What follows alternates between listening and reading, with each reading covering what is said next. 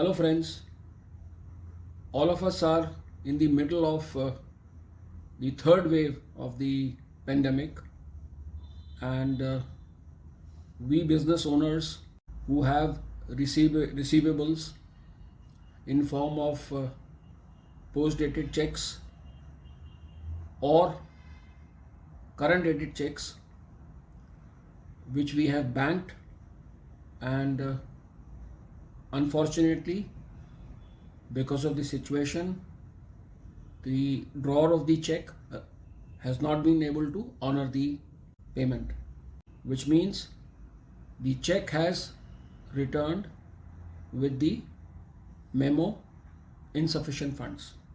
It is important to remember the rule 30, 15, 30 days.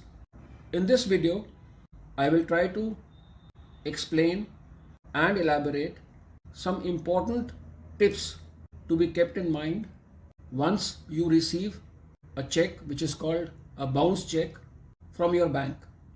Point number one is, upon receipt of this memo from your bank informing that the check which you had deposited has returned, you need to send a legal notice.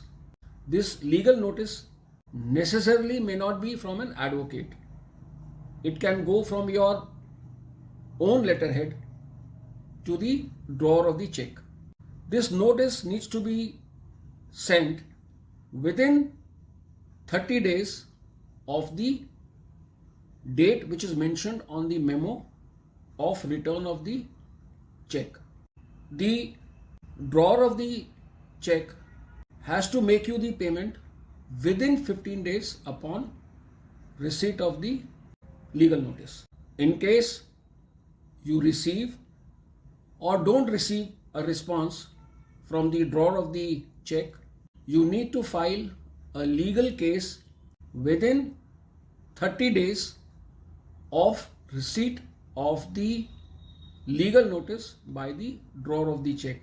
I repeat, within 30 days of receipt of your legal notice by the drawer of the check or the entity from where you are to receive money or payment, or the entity which owes you money. Another important point while sending the notice to the drawer, in case the drawer is a private limited company or a limited company, an incorporated entity, the notice has to be addressed to all the directors. The person or the authorized signatory on the check also has to be included in your notice, besides the company itself. So please remember these points, because this is a criminal offense under the Negotiable Instrument Act of the country. Now the next question is on filing of the case and the jurisdiction of the court where the check has bounced. This legal case, which is the criminal case, will be filed in the court in whose jurisdiction the bank where your account is. That means the payee's bank account.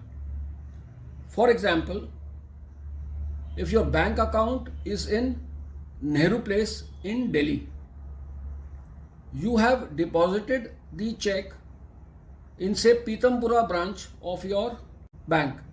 The jurisdiction of the court would be of the court which is governing Nehru Place, which would be the Saket District Court.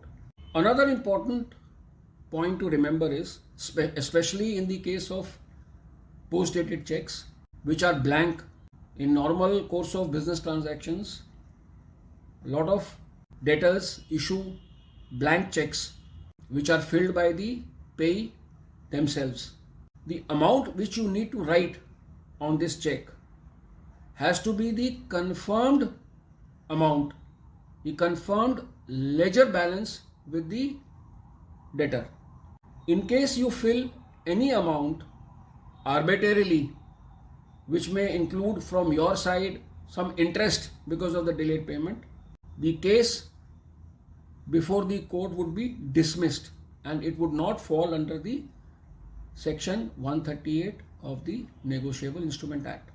Another point to note is that by filing a case under section 138 of the Negotiable Instrument Act, which is basically a criminal act, does not stop you from filing a civil case or a suit for recovery against your debtor, which means you can rightfully file 2 cases against your debtor. In these times of the pandemic, money is very important. For recovery of money, because money is fuel for business, you have to act smart and proactive so that your due is paid to you on time. Be safe. Always remember rule 30, 15, 30 days. I repeat, 30, 15, 30 days. Thank you for watching this video. Goodbye.